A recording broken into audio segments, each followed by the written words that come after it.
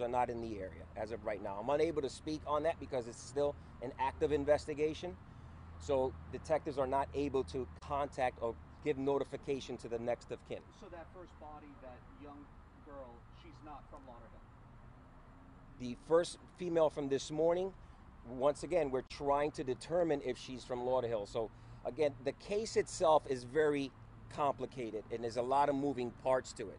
It's not just we go to this house or we go to that house. It has so many moving pieces to it that detectives were able to, throughout the day, kind of point in a certain direction. And that's where they started leading to, which led to the next incident. Lieutenant, what led to the most recent discovery of this second victim? Another 911 caller called in and said that they saw a body floating in the canal. Is that the same canal? It's the same canal, and if you understanding the physics behind it, if someone is in the water for an extended period of time, at some point they sink and then eventually they float up to the surface of the water, which is how we found the female earlier today. We did do a canvass of the entire canal. We walked both banks of the canal from the entire length, and we weren't able to identify anything in the water. It wasn't up until that we received that call just after 8:45 today that a body did float up to the surface. So this indicates that the body's been in the water a couple of days? Well, I don't know how many days, but it does indicate that the body was in the water for a certain period of time. And maybe just this newest case, possibly just east, that same canal, just south. Same canal on the bend. But just east of? Yes.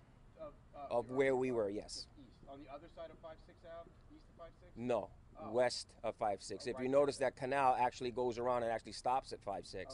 So it has a curve on that canal. Okay. Should families be concerned about their children? No, not at all. Families should not be concerned about their children out in public. However, families should pay attention to their children to make sure that they are very cautious with kids around water. So that's important for the families to identify with that. So it sounds like, though, what's led you to this new information is your detectives working it and not anybody related to these kids coming forward saying, hey, I'm missing my daughter. As of right now, that is the case. No one has come forward to admit that they're missing a daughter or a child as of yet. Detectives do have very, very active leads. I'm just unable to discuss those leads with you at this time. And the information you're working off, does that lead to a foul play, perhaps, or does it more lead to an accident? Well, we don't know right now. It's still too early to determine that, especially that there's a second female in the canal. So we're trying to determine if it is, in fact, foul play or an accident. It's a serious thing. We have 2 juvenile females found deceased in the water. So it's a very serious thing, and we're taking it very seriously.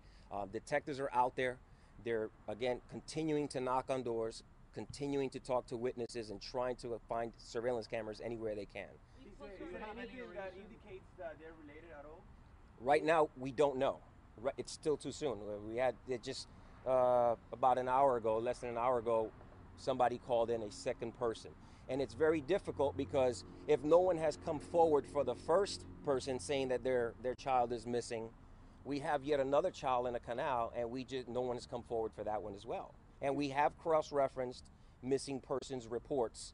We have cross-referenced databases for missing persons, and as of yet, they don't meet that criteria or the characteristics that we found on the people today. So we heard from some people, that we talked earlier too, that the first, woman that they found was African American. Was this second person African American as well? Any description at all? Yes, a black female. Black female. Do you have any Yes. better ages now that you have a tentative ID? They're still in the pre-teen stages. I want to say probably under 11 or 12, no more than 12 years old.